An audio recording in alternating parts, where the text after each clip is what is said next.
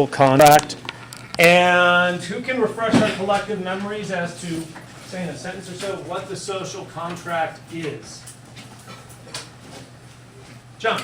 It was an unspoken agreement between elected people, elected officials, and the populace to just be a moral guy and live up to good standards. To be legitimate, Yeah. okay? To use legitimate force, we'll talk a little bit about legitimacy, but I'm interested in your take, okay, if whether or not you felt that the government has ever violated, and that by government I mean the United States government, ever violated the social contract. That means from 1789, the current Constitution, through to today.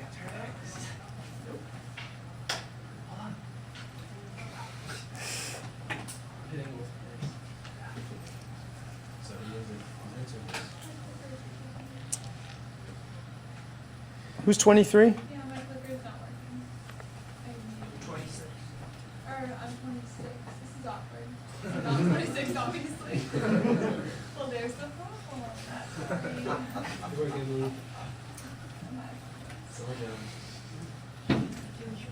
Numbers are interchangeable in my mind.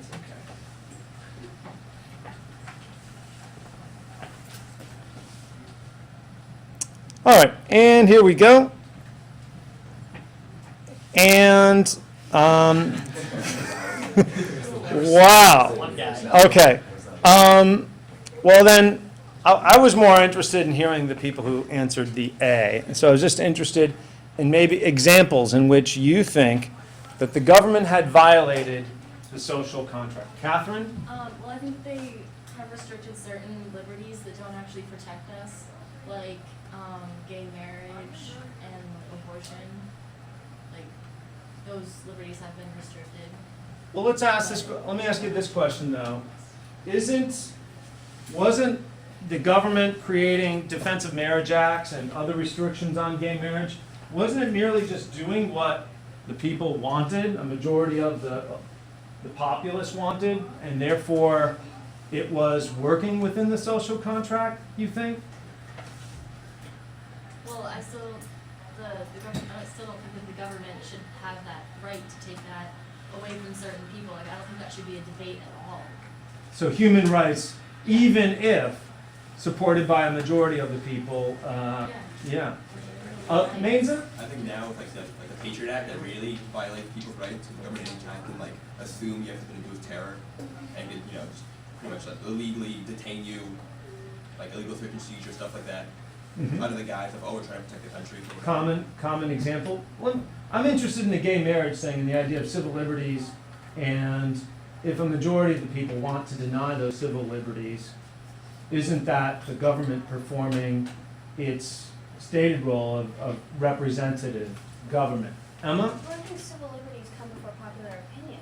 I mean, if the majority was in favor of killing Jews, and the government mandated the killing of Jews, just because the majority agrees with that, that doesn't make it right. Yeah. It still violates civil rights and civil liberties. There are a number of examples of violations of civil liberties in which they enjoyed widespread popular support, from the internment of Japanese Americans during World War II, to the removal of Native Americans east of the Mississippi during Andrew Jackson's administration. We can't rely on popular opinion to support civil rights because minority groups are rarely popular. And what I mean by minorities isn't just racial or ethnic minorities, it also could include political minorities as well. Julia, what were you going to say? Well, I was going to say, I think the job of the government is to do what's best for its people. And so, not necessarily what everyone thinks or what everyone approves of, or the majority approves of, would be the best for its people. Yeah. I think Ash. a specific example would be like when Abraham Lincoln denied habeas corpus. Like that's kind of like Okay, so we've got a situation. By the way, who's the person who didn't think that civil liberty? Marcus. But I don't know why I did that. No. You rescind your. Just disregard that. No, you can feel free to have. I'm interested in, a lot of U.S. history is the chronicling of those systematic, abuses. But my next question is, a clear majority, overwhelming majority, nearly unanimous majority, thinks that the social contract has been violated. So then shouldn't that kick in the second part of the social contract? And what do I mean by the second part of that social?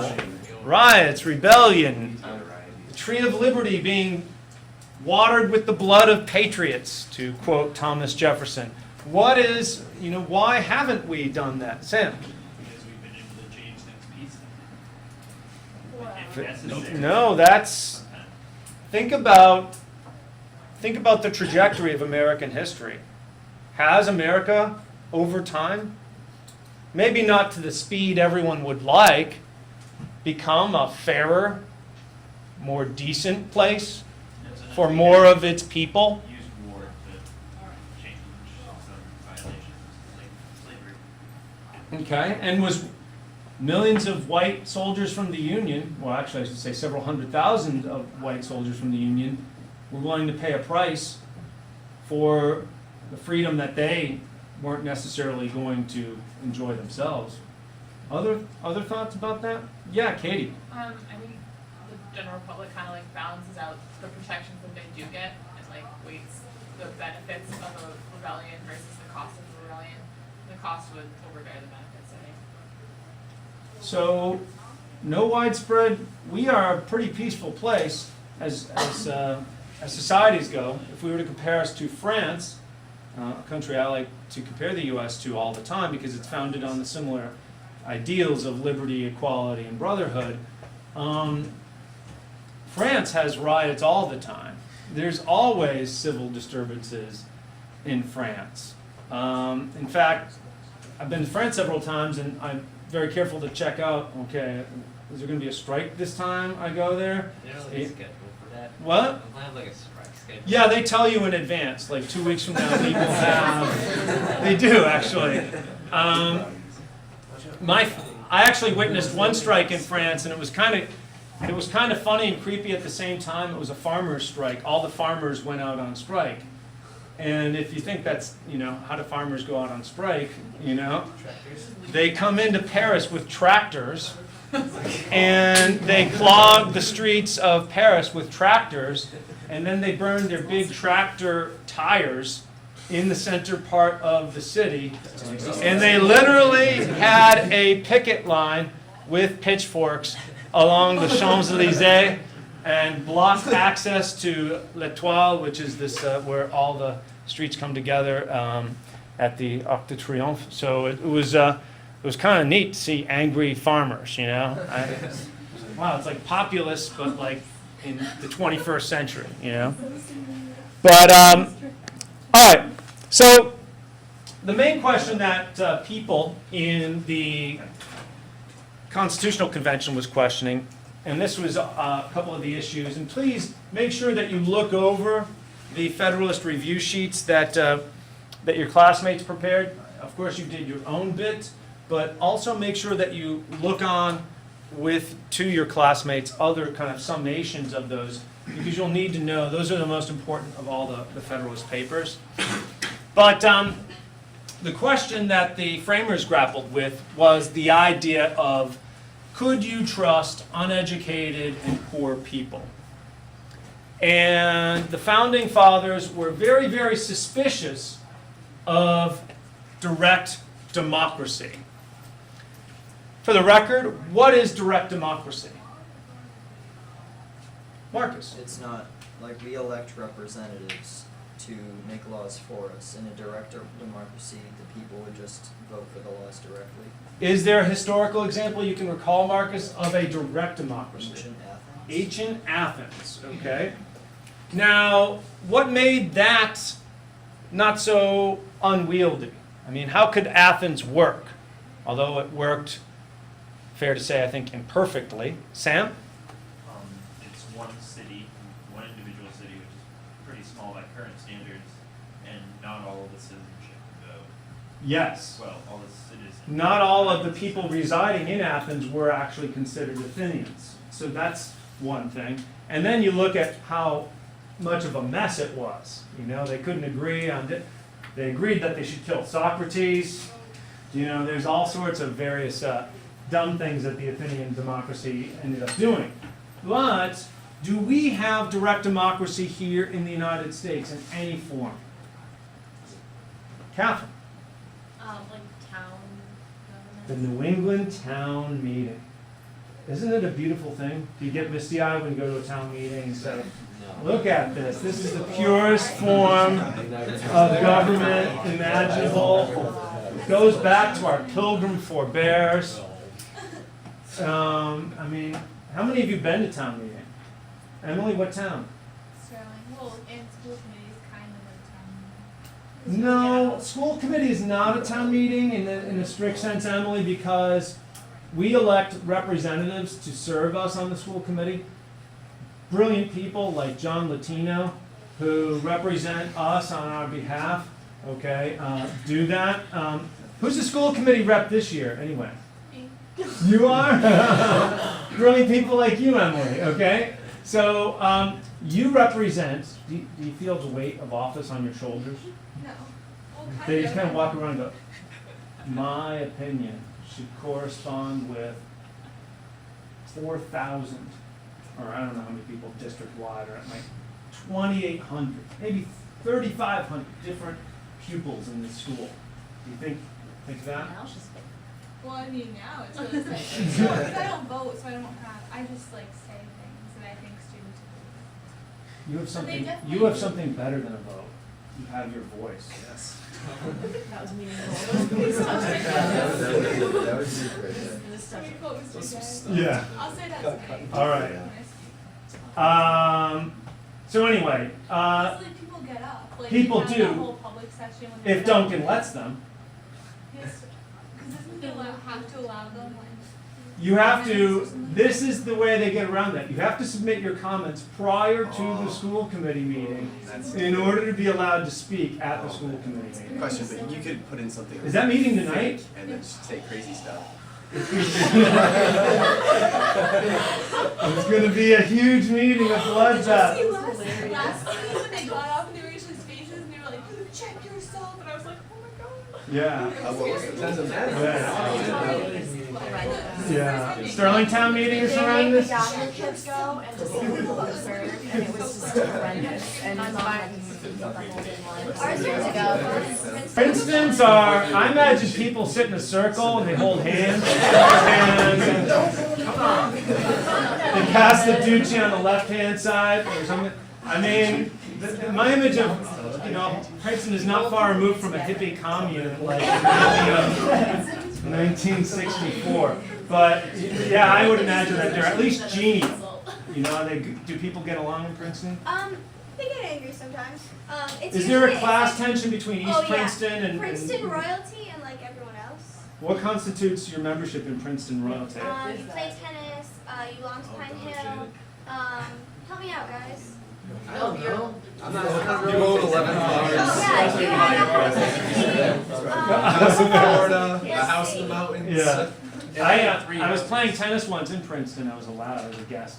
Oh, that's very Hey. special. Yeah. And somebody said, "Oh, your game isn't too bad. It's good, but not Princeton good."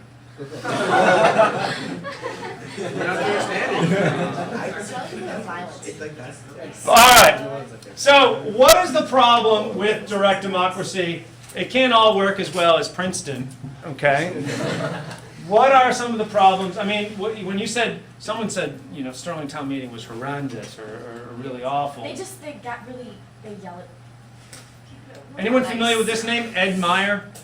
He lives right across the street from me. Is he There's also Elizabeth Warren sign up, sorry.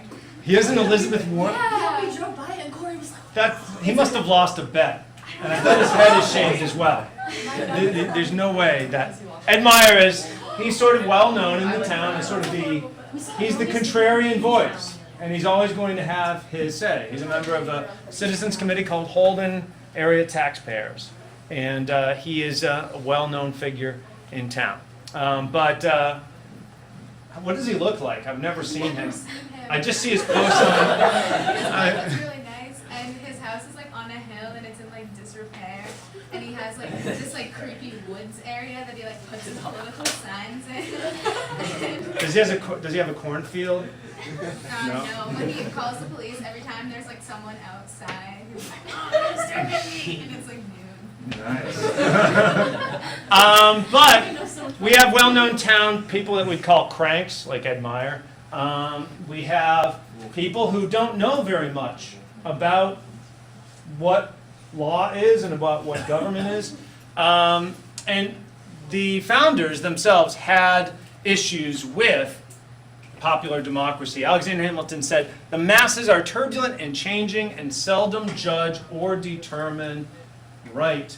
Can you think of one time in which the American public really didn't know what was really going on and were making ill-informed choices because they just didn't know? Haley? Yeah, anytime. Well, like now when people don't believe in the good law, they're uneducated about it, so they don't vote for things that would go towards sustainability. Right, okay. That would be one example. I think another similar example would be how a majority of Americans believed at the time that Saddam Hussein was somehow involved and planned the terrorist acts of 9/11, okay? And that was clearly not accurate. John? Well, I don't understand how you can get the information at the time to not believe that he does, with the government saying he does have, all these weapons of mass destruction. But then the government, even after the, yes. So it's easy to look back in retrospect and be like, Yeah, how did the public was misled by Dick Cheney and the Bush administration because they directly said that there was this connection.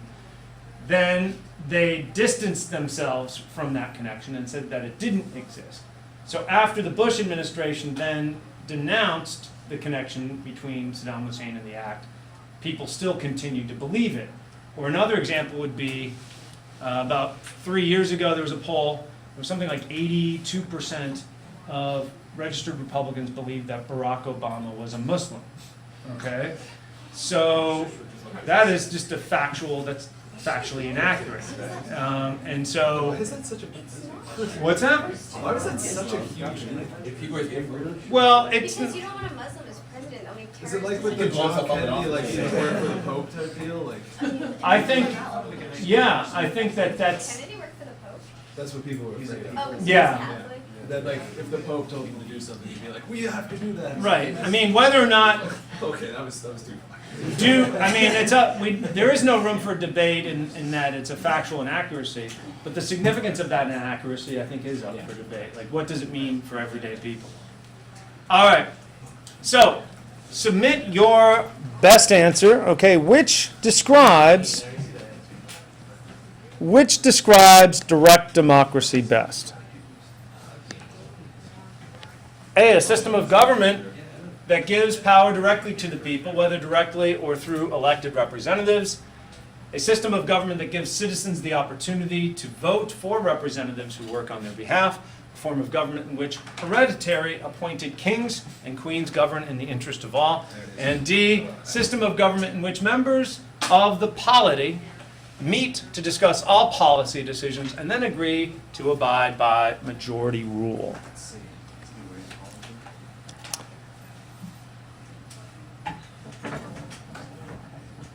3, 2, 1, and here we go. And look at this. The correct answer is D. Okay. A direct democracy never has elected representatives. Okay. All right. Continuing on. Okay, we're going to talk for a minute about something called ideology. And ideology is your system of ideals. We talked about this when we did those pie graphs. Okay. Gesundheit. And it is characteristic of a larger group. Okay. So these conflicts can never be reconciled because the fundamental view of the world really can't change for people very often. Are people self-made? Or do people have a communal responsibility? Is freedom the most absolutely important quality, or is order the absolutely important quality? And so what we have are these big conflicts. These conflicts shape the entirety of our political debate. So we have the conflict of liberty versus order, the tension. And so that could be liberty versus order on the individual versus community basis, or on the community versus the national basis. So, can anyone come up maybe with a conflict in which the seeking of individual liberty has a tension with the need to have an order to society? Catherine. Well, with gun control laws, right back there, a lot of people see it as their right to carry guns, which, I mean, like, even if, like, it doesn't make sense, because it, like, people shoot people and kill people.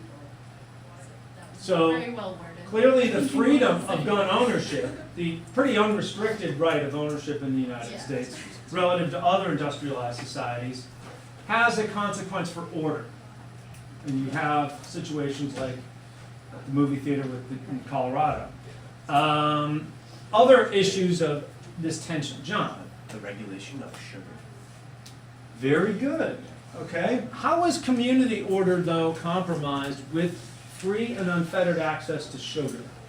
Well, if, say, you eat, horrible corn syrup laced products and you drink soda all the time, you'll then become obese and you'll become a burden of the... Very good. It depends on how you want to look at order. Order doesn't mean that no one's harming everyone. There's also financial harm or a societal consequence. We will have to bear more burdens for that person's health care. Also, you could look at freedom of speech. You could have a proposed march of the Ku Klux Klan through Harlem, okay? The individual freedom of speech goes up against, obviously, would that create disorder? Probably, okay, that's one. Now, community versus nation. How can a community, in its seeking of freedom, create a tension with a national search of order? Mike? Like in the Civil War, when the South went against the Union, because for their own needs. Exactly. And, went against a presidential election, which they lost. Emily? I know, like, quite a few years ago, it was a big deal on the cover of People magazine and everything, how there was, like, a lot of polygamist organizations or, like, communities that were uprooted and, like, the government took the children and, like, because it wasn't allowed, Exactly. but that's, like, their way of living. Or even in, one of the preconditions for the state of Utah being admitted into the Union was it passing a state law which restricted the practice of polygamy. So that's how a community search for its own liberty can go up against. Now there's also equality versus liberty. Now that may seem like two of the same things, but how can equality and liberty bump heads?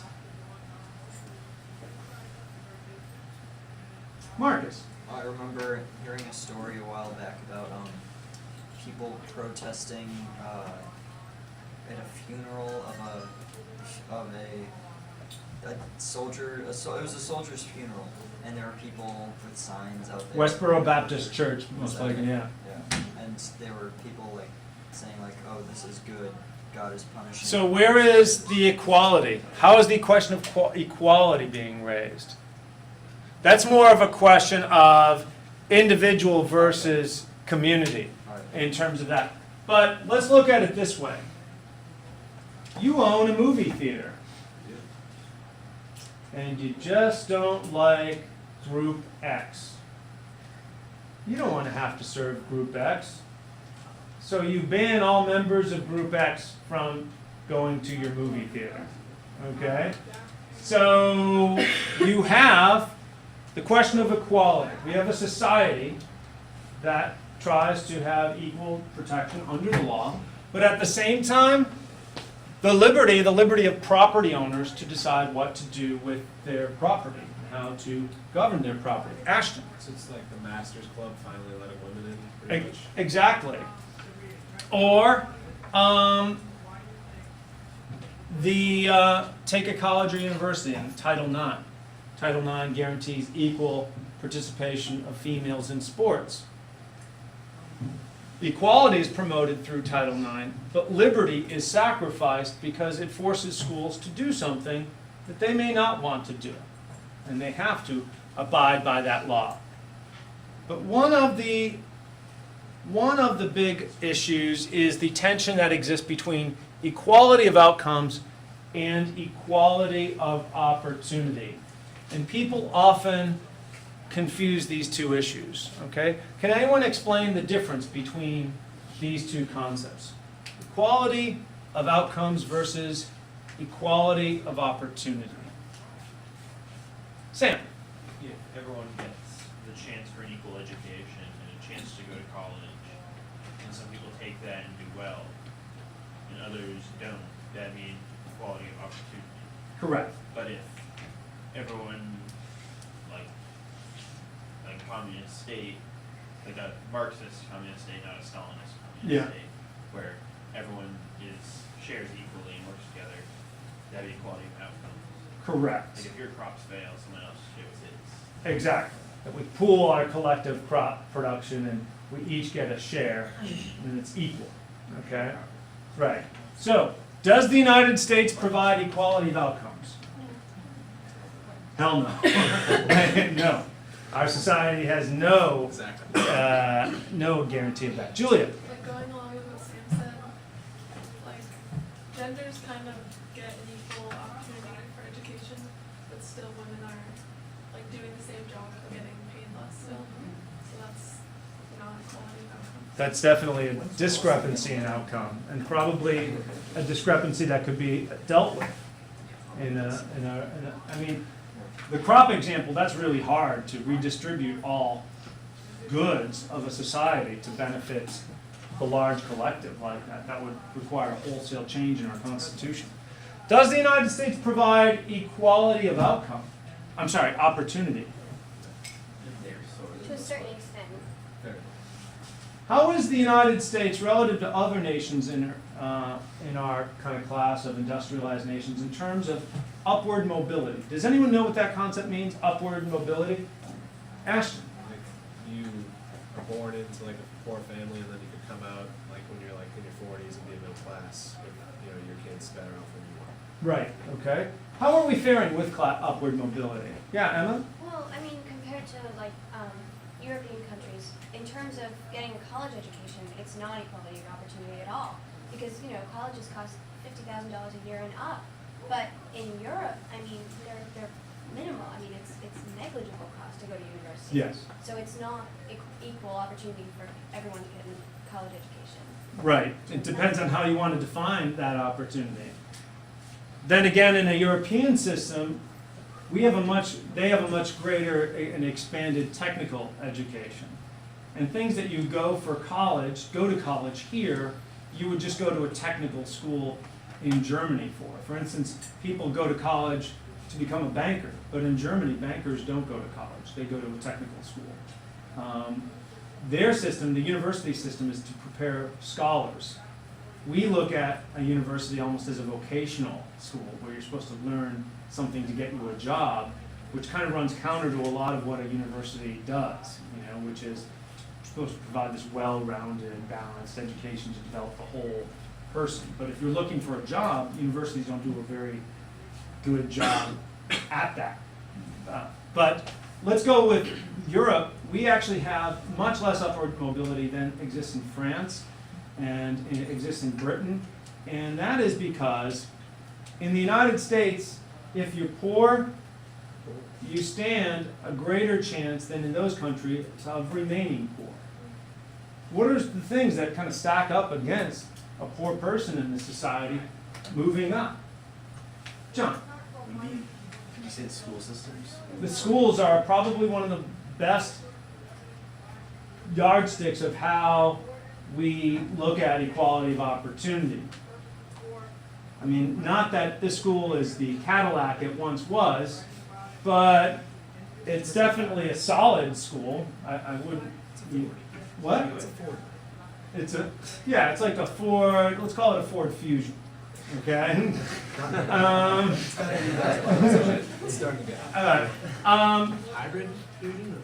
We look at paperless. No, we're not that technologically sophisticated. We provide a paperless environment, but with no technology to actually make that go, so I wouldn't, yeah.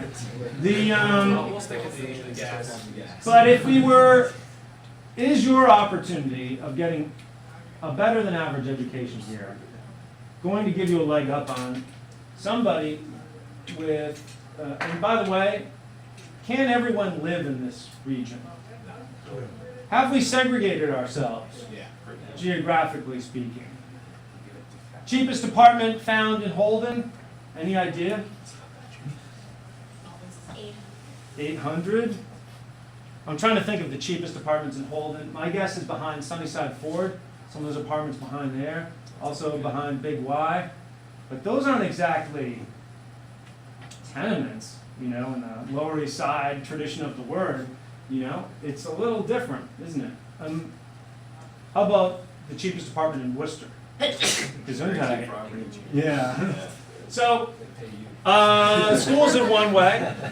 Then even if you, does financial aid deliver all of the things you need in order to go to school? No, then you're in debt until you're like 50 or whatever, like even older. So there you go. It's tough to say that we provide that. All right. So, your turn. Oh, we already. Does the United States offer true political equality? Okay. Wait, let's see. Does the United States, and we're going to say A for yes, B for no. Okay. Does the United States have true political equality today? Political equality. Not. Well, what do you think the word political equality means, John? My first thought would be like the ability to like get elected. I don't know. Power in the political process, right? Does one citizen have as much power as the next citizen? One was yes, right? Yep, one is yes, two is no.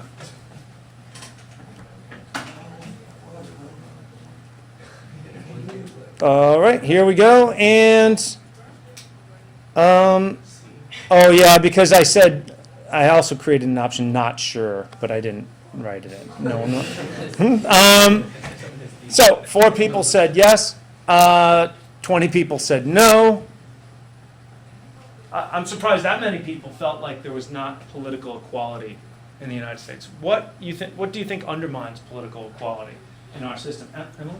Well, it costs so much money to run for any political, I mean, obviously presidential elections are like different, but even to run for like a town office or a state office is so much money to put into everything that even if you want change and you are struggling to like put. But couldn't somebody of modest means go door to door, work the spaghetti supper circuit, greet people as they get out of church, hold the signs, I mean homemade signs, couldn't they work it and get elected that way? I mean, is there anything stop? Not like maybe in like How big is this Sterling. town? Yeah, maybe in Sterling, Well- but not in Worcester, I mean, Worcester's so big. Corey? I think what's stopping is prejudice, as we've seen with Obama. People are so upset that he might be a Muslim, which shouldn't matter anyway, but people just associate the religion with terrorism, and they have links, but not every person who worships Islam is necessarily terrorist. And same with, if you were openly gay, I don't think you would get elected either, just because of the prejudice. So based on who your background is, that prevents certain. Yeah, Emma.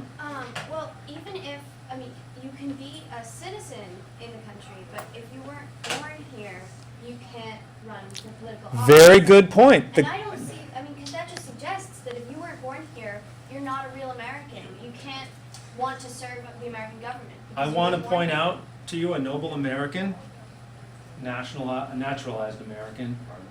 No. His name is Johann Welch. He is constitutionally banned from running for the presidency. I think it would be great to have an impatient president of the United States. And it would lead to some great press conferences dealing with members of the press. But he is constitutionally banned from running for the presidency. And he always rails against that. He really hates that. Yeah, he really does hate that. He mentions it all the time. Like turn into the White House and If you mention the White House, we will talk about it. Yeah, it'll be the first thing. So, moving on to the next idea. What is it that makes a democracy? We have lots of flavors of democracy. The Soviet Union called itself a democracy. The Soviet Union had elections. Was it really a democracy? Well, let's take a look. Universal suffrage. That means everyone can vote. What's that? I can't vote. That's not. Every legal adult. Someone who's pro-life would say the fetus can't vote. Yeah. I just have a question. If you're 18, are you eligible right now to sign up to vote in November? Take your due. You have to. You actually, Like, when even is the if sign-up date? what you need to do, you can register to vote even prior to your 18th birthday. So you can go to the town office prior to your birthday, register to vote, and then it'll take effect when you turn 18. Well, I'm already 18, so I just went out. Yes. I still have time. Have you registered for the draft? You have to. I have to register for the draft. Yeah, you do have to register for the draft. I'm not legally allowed to enter the draft. Why not? Severe medical conditions. Well, that doesn't matter, because that'll be up to the military entry processing station to That's the thing, determine that's the whether. thing. I've already tried to apply for the military. All right. Universal suffrage, everybody votes. Do we have universal suffrage in the United States? Yes. Really? Is it passing those restricted laws? Oh, yeah. Well, that is open to interpretation. They're asking people furnish proof of their identity when they go to vote. Okay? So now, who would that exclude? Some people would argue that it excludes people who can't afford that form of identification. Although you can get a free voting ID card at the state DMV. I think it's in Texas where they pass the most restrictive laws. But that's one way of looking at it. Anyone else who may not be allowed to vote? Yeah. Yes. Yeah. Convicted felons in many states are banned from voting for life. That's so wrong. Even after they've served their prison sentence. Is that in like most states? No, it's